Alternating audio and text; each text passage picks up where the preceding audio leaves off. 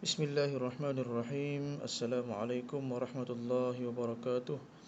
InsyaAllah anak-anak, pada hari ini kita akan menyambung lagi pembelajaran kita berkenaan tajuk yang ke-23 bahagian akhlak Islamiyah yang bertajuk khauf dan raja. Jadi insyaAllah pada hari ini kita akan sambung berkenaan konsep khauf dan raja yang seimbang. Konsep khauf dan raja yang seimbang. Baik, yang pertama ialah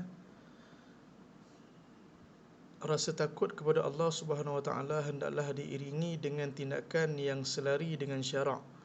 Maksudnya bukan setakat kita takut sahaja. Takut pada Allah, takut neraka, takut itu dan ini. Tetapi kita tak berbuat apa-apa. Jadi kita kena bertindak selari dengan syarak, iaitu contohnya kita melakukan ibadah kepada Allah Subhanahu Wa Taala, kita menunaikan solat sunat taubat dan sebagainya, beristighfar dan sebagainya. Baik, yang kedua, seseorang yang mengharapkan keredaan Allah Subhanahu Wa Taala hendaklah melakukan amal ibadah dan menjauhi perbuatan maksiat.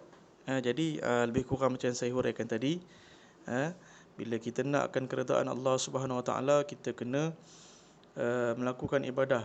Macam tadilah sebut solat sunat, taubat. Kita banyakkan baca Quran, banyakkan istighfar dan sebagainya, dan kita dalam masa yang sama menjauhi perbuatan maksiat. Tinggalkan dosa-dosa yang telah kita lakukan. Yang ketiga, ganjaran syurga daripada menjadi ganjaran syurga menjadi motivasi untuk seseorang itu mendekatkan diri kepada Allah Subhanahu Wa Taala. Ganjaran syurga, minta maaf ni salah tulis. Ganjaran syurga menjadi motivasi untuk mendekatkan diri kepada Allah Subhanahu Wa Taala. Jadi Allah Subhanahu Wa Taala janjikan bagi orang yang mendekatkan dirinya kepada Allah dengan ganjaran syurga. Allah sebutlah macam-macam orang kata apa, nikmat syurga yang ada dalam Quran, dalam hadis Nabi sallallahu alaihi wasallam. Tujuannya untuk memotivasikan kita supaya dekat dengan Allah Subhanahu Wa Taala. Baik, yang keempat,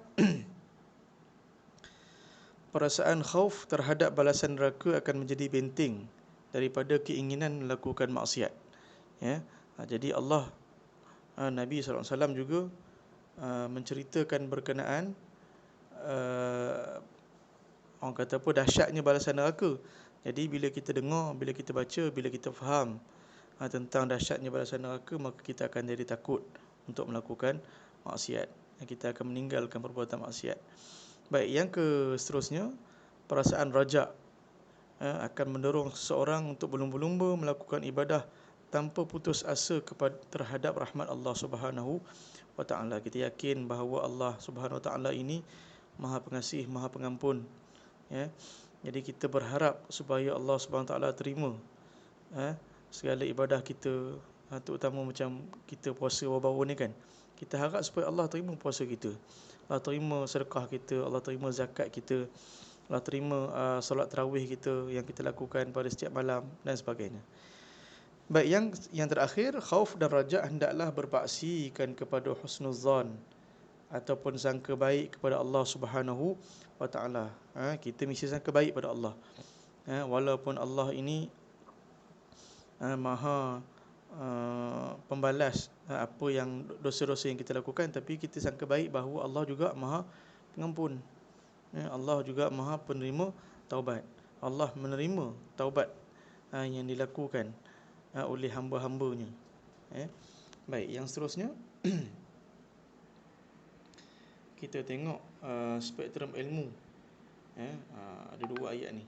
Satu surah An-Nur yang bermaksud, dan sesiapa yang taat kepada Allah Subhanahu Wa Taala dan Rasulnya serta takut melanggar perintah Allah Subhanahu Wa Taala serta bertakwa kepadanya, maka maka mereka itulah orang yang mendapat kemenangan. Orang yang menang ialah orang yang takut pada Allah, taat pada Allah, takut melanggar perintah Allah, bertakwa kepada Allah. Itu orang yang menang, orang yang berjaya. Yang kedua, sesungguhnya dalam kalangan kamu yang paling mulia di sisi Allah Subhanahu Wa Taala ialah orang yang paling bertakwa. Sesungguhnya Allah SWT maha mengetahui lagi maha mendalam pengetahuannya. Bukan setakat Allah maha mengetahui, sangat dalam, detail pengetahuan Allah SWT. Allah sebut orang yang paling mulia ialah orang yang paling bertakwa kepada Allah SWT. Baik, kita sampai kepada yang terakhir. Apakah antara hikmah khauf dan raja? Yang pertama, melahirkan insan yang sentiasa mengingati Allah Subhanahu Wa Taala dalam setiap keadaan. Jadi kita sebagai hamba Allah, kita sebagai makhluk Allah, ciptaan Allah, kita kena sentiasa ingat pada Allah Subhanahu Wa Taala. Allah panggil kita untuk ingat, Allah panggil kita untuk ingat. Untuk kita ingat pada Allah paling-paling kurang 5 kali sehari semalam. Subuh, zuhur, asar, maghrib dan isyak. Baik. Yang kedua, melahirkan insan yang bersungguh-sungguh dalam setiap pekerjaan kerana yakin Allah Subhanahu Wa Taala melihat dan menilai setiap perbuatannya. Jadi kita kita bersungguh-sungguhlah dalam setiap pekerjaan kita. Belajar sungguh-sungguh, saya yang mengajar ni mengajar bersungguh-sungguh, buat persediaan yang terbaik. Sebab apa? Allah lihat dan Allah nilai. Allah bagi ganjaran setiap perbuatan yang kita lakukan. Baik, yang ketiga, mendidik jiwa insan agar menjauhi larangan Allah Subhanahu Wa Taala kerana takut akan kemurkaan Allah Subhanahu Wa Taala. Bila kita takut pada Allah, kita akan menjauhi larangan Allah Subhanahu Wa Taala. Takut kemurkaan Allah. Kemurkaan Allah ni sangat besar, masya-Allah, takut. Yang keempat, melahirkan insan yang sentiasa berasa gembira melakukan kebaikan supaya mendapat kemanisan iman. Untuk kita mendapat kemanisan iman, kita perlu ada rasa seronok melakukan ibadah kepada Allah Subhanahu Wa Taala. Kemanisan iman disebut sebagai halawatul iman. Kita merasa gembira melakukan ibadah kepada Allah Subhanahu Wa Taala. Seronok melakukan ibadah, tidak rasa berat. Bila nak bangun sembahyang rasa malas je. Itu belum lagi lah tu. Siapa? Tak kira lah, termasuklah saya sekalipun. Kalau kita rasa malas nak bangun untuk solat, bangun mengerjakan solat, malas nak baca Quran dan sebagainya, maka kita belum sampai ke tahap merasai kemanisan iman. Baik, dan yang terakhir, melahirkan insan yang sentiasa bertawakal kepada Allah Subhanahu Wa Taala setelah berusaha bersungguh-sungguh. Bila kita dah usaha, contoh macam inilah, kita dah masuk kelas, dah buat latihan, dah cari nota dan sebagainya, barulah kita bertawakal kepada Allah, kita serahlah kepada Allah SWT. Nanti soalan periksa nak keluar apa, insya-Allah mudah-mudahan saya boleh jawab. Jadi kita bertawakal kepada Allah. Kemudian dalam periksa pula kita jawab sungguh-sungguh.